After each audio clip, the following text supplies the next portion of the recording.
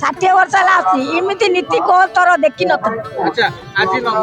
ଆଜି ନବଯୌବନ ବେଶ 10ଟା 11ଟାରୁ ଖୋଲା ହଉଥାଇ ଏ ବର୍ଷ ସବୁ ଚାରି ଦ୍ୱାର ବନ୍ଦ ହେଇଛି ଜାଣିଲ। ଆମେ ଜାଣିନଥିଲୁ ମହାପ୍ରଭୁ ଏଇଠି ପତିତ ପାବନକୁ ଦର୍ଶନ କରିବୁ ବୋଲି ଅନେକ ଠିଆ ହେଇଛୁ। ଆଉ ଆମେ ଗରିବ ଲୋକ 2000 ଦେଇକି ଯାଇପାରିବୁ? 2 ଘଣ୍ଟାକୁ ଯେ ଘଣ୍ଟାକରେ କୋଟି କୋଟି ଲୋକ ଲକ୍ଷ ଲକ୍ଷ ଲୋକ ଦେଖିପାରିବେ? ଦେଖିପାରିବୁନୁ ଆଜ୍ଞା। ଆମର ତ ବୟସ ହେଲା, ଆମେ କଣ ଦେଖିବୁ? ବୟସ ଥିଲା ଯେ ମୁଁ 60 ବର୍ଷ ହେଲା ଆସିଛି। 60 ବର୍ଷଠୁ ଅଧିକା ସିନା କମ ନବ। ମାର୍କଣ୍ଡେଶ୍ୱର ସାହି ଆମ ଶାଶୁଘର, ଆମ ବାପଘର ବ୍ରହ୍ମପୁର। 2 ଘଣ୍ଟା ଦର୍ଶନ କରିବେ? 2 ଘଣ୍ଟା ଦର୍ଶନ। 2 ଘଣ୍ଟା ଦର୍ଶନ ଏ ବୁଢା ବୁଢୀ ଯାଇପାରିବ ତ? କୁହନ୍ତୁ ଏ ଅବସ୍ଥା ନୁହଁ ତା କଣ ବ୍ୟବସ୍ଥା? ଏ ପୁରା ସମ୍ପୂର୍ଣ୍ଣ ବ୍ୟବସ୍ଥା। ଯାଇପାରିବେନି, ଦର୍ଶନ କରିପାରିବେନି। ସେ ପୁଣି ସବୁଦିନ ଦର୍ଶନ କରୁଛନ୍ତି ସକାଳୁ ଆସି, ଏବେ 4 ଦ୍ୱାର ବନ୍ଦ କରି ରଖିଛନ୍ତି। ୟାଙ୍କ ପାଇଁ ତ ଗୋଟେ କିଛି ବ୍ୟବସ୍ଥା କରିବା କଥା। ସେମିତି କିଛି ଭାବୁନି।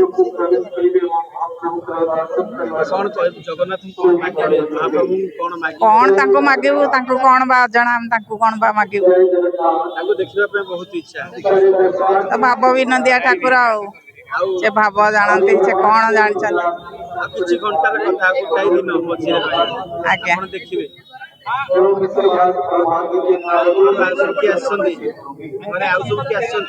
ଆମ ସ୍ୱାମୀ ଆସିଛନ୍ତି, ମୁଁ ଆସିଛି। ନାଇଁ ତାଙ୍କୁ ବା ଆମେ କଣ ବା କହିବୁ? ଆଜି ଯାଏ ଆମେ ଯଦି ଅଛୁ ତାଙ୍କ ଯୋଗୁ ଅଛୁ। ଆଉ ତାଙ୍କୁ ସେ ସବୁ ଶୁଣିଛନ୍ତି, ତାଙ୍କ ପାଇଁ ଆମେ ଆଜି ଅଛୁ। ଆଉ ଅଣସର ପରେ ହେଲା ପ୍ରଥମ ଅବସର ମହାପ୍ରଭୁଙ୍କର ଦର୍ଶନ। ମୁଁ ରେଗୁଲାର ଦର୍ଶନ କରୁଛି, ସବୁବେଳେ ଆସୁଛି। ମୁଁ ପୁରୀରେ ଖଣ୍ଡେ ଘର ବି କିଣିଛି ରହିକି ଠାକୁରଙ୍କ ମଝିରେ ଦର୍ଶନ କରିବା ପାଇଁ। ନିଶ୍ଚିତ ଠାକୁରଙ୍କ ବିନା କିଛି ନାହିଁ। ମହିମା କ'ଣ? ଠାକୁରଙ୍କର ସବୁ କିଛି, ଆମେ ନିମିତ୍ତ ମାତ୍ର। ଠାକୁରଙ୍କ ମହିମା କ'ଣ କହିବା? ଆମେ ମଣିଷ ହେଇକି ଠାକୁରଙ୍କର ମହିମା ଆମେ କ'ଣ କହିବା? ଆମେ କିଛି କହିପାରିବା? ସେ ହିଁ ସବୁଠୁ ଶ୍ରେଷ୍ଠ। ତାଙ୍କୁ ଛାଡ଼ିକି କିଛି ନାହିଁ ସଂସାରରେ, ତାଙ୍କ ବିନା କିଛି ନାହିଁ। ଆମେ ସବୁ ତାଙ୍କ ନିମିତ୍ତ ମାତ୍ର, ତାଙ୍କ ନିର୍ଦ୍ଦେଶରେ ଆମେ ଯାହା କିଛି କରୁଥାଏ। ଆମର କିଛି ନାହିଁ ସତ୍ତା, ତାଙ୍କ ବିନା ଆମର ସତ୍ତା ନାହିଁ। ଓଡ଼ିଆଙ୍କର କୌଣସି ସତ୍ତା ନାହିଁ କହିବାକୁ ଚଳିବ। ଆମେ ଉତ୍କଳରେ ଜନ୍ମ ହେଇକି ଆମେ ସବୁଠୁ ଭାଗ୍ୟବାନ ଯେ ପ୍ରଭୁ ଜଗନ୍ନାଥଙ୍କ ଜାଗାରେ ଆମେ ଜନ୍ମ ହେଇଛନ୍ତି। ମୁଁ ଦିଲ୍ଲୀ ଯାଇଥିଲି, ଗୋଟେ ଦୋକାନରେ ପଚାରିଲି, କହିଲେ କୋଉଠୁ ଆସିଛ? ଓଡ଼ିଶାରୁ। ଠିକ୍ ଜାଣିପାରିଲା ନାହିଁ। ଠିକ୍ ମୁଁ ରହୁଥିଲି ପାହାଡ଼ଗଞ୍ଜରେ। ମୁଁ କହିଲି ଜଗନ୍ନାଥ ଧାମରୁ। ସାଙ୍ଗେ ସାଙ୍ଗେ ସେ ଜାଣିଲା, ଯା ପୁରୀ ଜଗନ୍ନାଥ ଧାମ। ଜଗନ୍ନାଥଙ୍କର ମହିମା କେତେ? ଜଗନ୍ନାଥ ଧାମ କହିଲେ ହିଁ ସମସ୍ତେ ଜାଣିବେ। ଓଡ଼ିଶାକୁ ଜାଣନ୍ତୁ ନ ଜାଣୁ ନା, ଆଜିକା ପାଇଁ ମୁଁ କିଛି କହିବାର ନାହିଁ। କିନ୍ତୁ ଅନ୍ୟ ଦିନ ପାଇଁ ଦର୍ଶନ କୌଣସି ସୁବିଧା ନାହିଁ।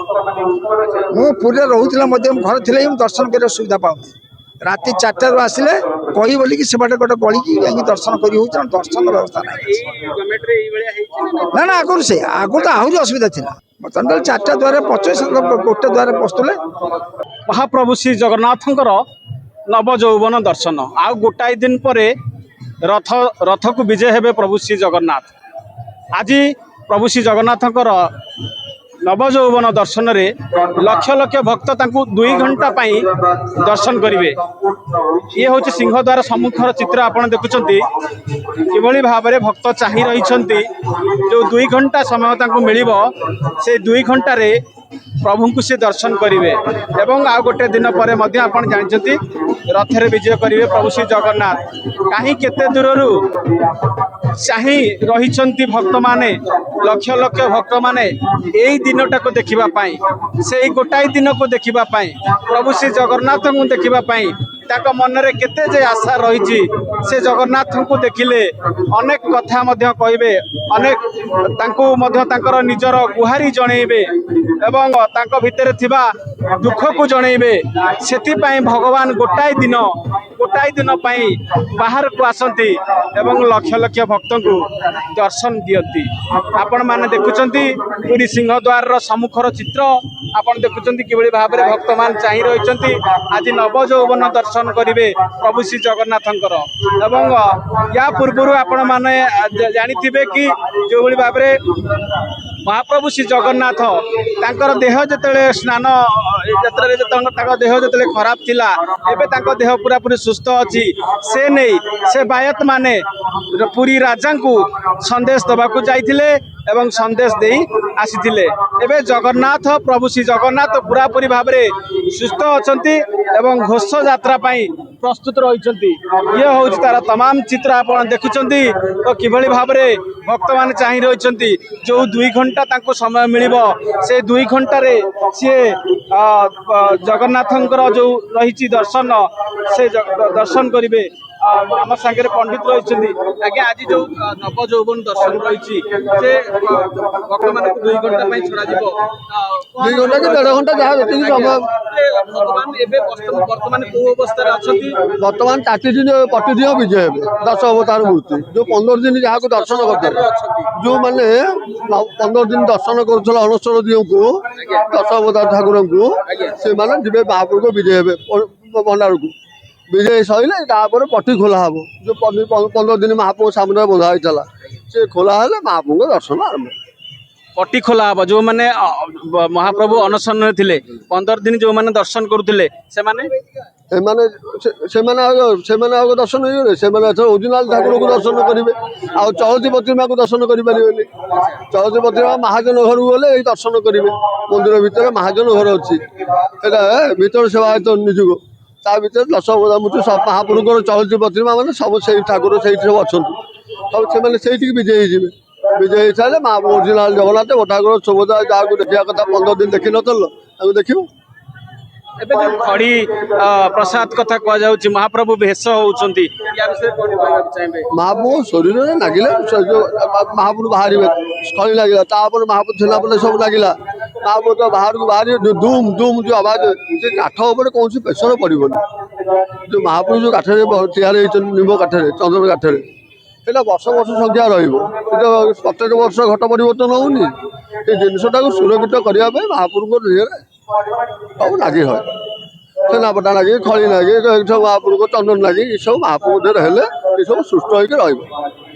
କାଲି ଆଜ୍ଞା କଣ ରହିଛି ମହାପ୍ରଭୁଙ୍କର? କାଲି ତ ମେନ୍ ପ୍ରଥମ କାର୍ଯ୍ୟ ହେଲା ମହାପ୍ରଭୁ ରଥ ଆସି ସିଂହଦ୍ୱାରରେ ଲାଗିବ।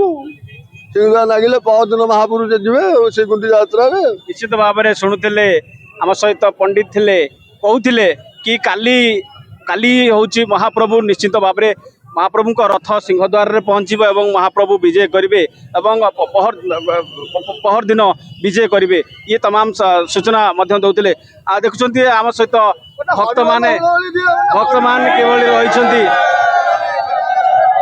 ଭକ୍ତମାନେ କିଭଳି ରହିଛନ୍ତି, ସେଇ ମହାପ୍ରଭୁଙ୍କର ଆଶୀର୍ବାଦ ଟିକେ ପାଇବା ପାଇଁ ଆପଣ ଦେଖୁଥିବେ ତାଙ୍କ ଆଖିରେ ଏବଂ ତାଙ୍କ ମୁହଁରେ କେତେ ରହିଛି ମହାପ୍ରଭୁଙ୍କୁ ସେ ଦେଖିବା ପାଇଁ।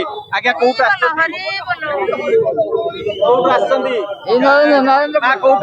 ମାର୍କଣ୍ଡେଶ୍ୱର ସାହି। ଆଜ୍ଞା ମାର୍କଣ୍ଡେଶ୍ୱର ସାହି ଏଇ ପୁରୀରୁ ଆପଣ ସବୁଦିନ ଆସୁଛନ୍ତି? ସବୁଦିନ 60 ବର୍ଷ ହେଲା ଆସୁଛି। 60 ବର୍ଷ ହେଲା ଆସୁଛି। ମତେ ହେଲା 83 ବର୍ଷ। ଆଜ୍ଞା ଜାଣିଲ 60 ବର୍ଷ ହେଲା ଆସୁଛି। ଏମିତି ନୀତି କୋଉ ଥର ଦେଖିନଥିଲି। ଆଚ୍ଛା ଆଜି ନବଯୌବନ ବେଶ 10ଟା 11ଟାରୁ ଖୋଲା ହଉଥାଇ। ଏ ବର୍ଷ ସବୁ 4 ଦ୍ୱାର ବନ୍ଦ ହେଇଛି। ଜାଣିଲ ଆମେ ଜାଣିନଥିଲୁ ମହାପ୍ରଭୁ ଏଇଠି ପତିତ ପାବନକୁ ଦର୍ଶନ କରିବୁ ବୋଲି ଅନେକ ଠିଆ ହେଇଛୁ। ଆଉ ଆମେ ଗରିବ ଲୋକ 2000 ଦେଇକି ଯାଇପାରିବୁନୁ। 2 ଘଣ୍ଟାକୁ ଯେ ଘଣ୍ଟାକରେ କୋଟି କୋଟି ଲୋକ ଲକ୍ଷ ଲକ୍ଷ ଲୋକ ଦେଖିପାରିବୁନୁ ଆଜ୍ଞା। ଆମର ତ ବୟସ ହେଲା, ଆମେ କଣ ଦେଖିବୁ? ବୟସ ଥିଲା ଯେ ମୁଁ 60 ବର୍ଷ ହେଲା ଆସିଛି। 60 ବର୍ଷଠୁ ଅଧିକା ସିନା କମ ନବ। ମାର୍କଣ୍ଡେଶ୍ୱର ସାହି ଆମ ଶାଶୁଘର, ଆମ ବାପଘର ବ୍ରହ୍ମପୁର। ଏ ବର୍ଷ ଆପଣ ପ୍ରଥମ ଦେଖୁଛନ୍ତି ଏ ବର୍ଷ 4 ଦ୍ୱାର ବନ୍ଦ ରହିଛି। ଏମିତି କୋଟି କୋଟି ଲୋକ ଆମେ ଦେଖିନଥିଲୁ। ଯାତ୍ରା ପରେ ଲୋକ ସବୁଦିନ ଏଇନେ ହଉଛି। କରୁଣା ହେଲାଠୁ ଯାତ୍ରା ପରେ ଲୋକ ହଉଛନ୍ତି। କଣ କହିବା, ଅବ୍ୟବସ୍ଥା ସବୁ ଚାଲିଛି ଏଠି। ବ୍ୟବସ୍ଥା କିଛି ନାହିଁ। ଏ 4 ଦ୍ୱାର ବନ୍ଦ କରିଦେଇଛନ୍ତି। ପାଖ ଲୋକ ଗୁଡାକ କେମିତି ଦର୍ଶନ କରିବେ? ଏଇ ଯୋଉ ବୁଢା ବୁଢୀ ଆସିଛନ୍ତି ଏ ସବୁ କେମିତି ଦର୍ଶନ କରିବେ? କିଛି ଗୋଟେ ବ୍ୟବସ୍ଥା ତାଙ୍କ ପାଇଁ ଦରକାର କରୁଥିଲା। 2 ଘଣ୍ଟା ଦର୍ଶନ କରିବେ। 2 ଘଣ୍ଟା ଦର୍ଶନ ଏ ବୁଢା ବୁଢୀ ଯାଇପାରିବେ ତ? କୁହନ୍ତୁ। ଏ ଅବସ୍ଥା ନୁହଁ ତା କଣ ବ୍ୟବସ୍ଥା? ଏ ପୁରା ସମ୍ପୂର୍ଣ୍ଣ ଅବ୍ୟବସ୍ଥା। ଯାଇପାରିବେନି, ଦର୍ଶନ କରିପାରିବେନି। ସେ ପୁଣି ସବୁଦିନ ଦର୍ଶନ କରୁଛନ୍ତି ସକାଳୁ ଆସି। ଏବେ 4 ଦ୍ୱାର ବନ୍ଦ କରି ରଖିଛନ୍ତି। ୟାଙ୍କ ପାଇଁ ତ ଗୋଟେ କିଛି ବ୍ୟବସ୍ଥା କରିବା କଥା ବୟସ୍କ ଲୋକଙ୍କ ପାଇଁ ନିହାତି କିଛି ଗୋଟେ ବ୍ୟବସ୍ଥା ରଖିବା କଥା କି ବୟସ୍କ ଲୋକଙ୍କୁ ଛାଡ଼ନ୍ତୁ 60 ବର୍ଷ ତମେ କହୁଛ ତମେ ଆସିବ ଦର୍ଶନ କରିବ ତମର VIP ଦର୍ଶନ ଯୋଉମାନେ ତମକୁ ପଠେଇ ବସେଇଲେ ଆସନରେ ତମେ ହିଁ ତାଙ୍କୁ ଅବହେଳା କରୁଛ ଏ ବର୍ଷ ପ୍ରଥମ ବ୍ୟବସ୍ଥା କୌଣସି ବର୍ଷ ଏମିତି ହେଇନି ଶୁଣୁଥିଲେ ଭକ୍ତମାନଙ୍କ ପ୍ରତିକ୍ରିୟା ଯେଉଁ ନବଯୌବନ ଦର୍ଶନ କଥା କୁହାଯାଉଛି ଯେଉଁମାନେ ପୁରୀ ବାସିନ୍ଦା ରହିଛନ୍ତି ସେମାନେ ତାଙ୍କ ଜୀବନରେ ଅନେକ ରଥଯାତ୍ରା ମଧ୍ୟ ଦେଖିଛନ୍ତି ସେ କହୁଛନ୍ତି କି ଏଇ ଯେଉଁ ନବଯୌବନ ଦର୍ଶନରେ ଆମେ ଆରାମସେ ଦର୍ଶନ କରିବା କଥା ବର୍ତ୍ତମାନ ଯେଉଁ ବ୍ୟବସ୍ଥା କରାଯାଇଛି ଚାରିଦ୍ୱାର ବନ୍ଦ କରାଯାଇଛି ଯେଉଁ 2 ଘଣ୍ଟାର ସମୟ ତାଙ୍କୁ ଦିଆଯାଇଛି ଯେ ନବ ପ୍ରଭୁଙ୍କୁ ଦର୍ଶନ କରିବା ପାଇଁ ତାହା କେଉଁଠି ନା କେଉଁଠି ଅସମ୍ଭବ ବୋଲି ପ୍ରକାଶ କରୁଛନ୍ତି କାହିଁକି ନା ବୁଢ଼ାବୁଢ଼ୀ ବୃଦ୍ଧମାନେ ରହିଛନ୍ତି ଏଇ 2 ଘଣ୍ଟା ବା 1.5 ଘଣ୍ଟା ସମୟ ବ୍ୟବଧାନରେ ଯଦି ଏତେ ଲୋକଙ୍କ ଭିତରେ ଯାଆନ୍ତି ତାହେଲେ ଅସୁବିଧା ନିଶ୍ଚିତ ହେଇପାରେ ବୋଲି ଗୋଟେ ପ୍ରକାର ପ୍ରତିକ୍ରିୟା ଦେଉଛନ୍ତି ଆମେ ଆପଣମାନଙ୍କୁ ଦେଖାଉଥିଲୁ ଏଇ ଲକ୍ଷ ଲକ୍ଷ ଭକ୍ତଙ୍କର ଯେଉଁ ରହିଛି ଭଗବାନଙ୍କ ପ୍ରତି ବିଶ୍ୱାସର ଯେଉଁ ରହିଛି ଚାହିଁ ରହିଛନ୍ତି ଭଗବାନଙ୍କର ସେ ନବଯୌବନ ଦର୍ଶନ ଦେଖିବା ପାଇଁ ଆମେ ସିଧାସଳଖ ଆମ ପୁରୀରୁ ସିଂହଦ୍ୱାର ମୁଖରୁ ସିଧାସଳଖ ମୁଁ ଆପଣଙ୍କୁ ଚିତ୍ର ଦେଖାଉଥିଲି ପୁରୀରୁ ସୁନୀଲଙ୍କ ରିପୋର୍ଟ ଉତ୍କଳ ପ୍ରତିଦିନ।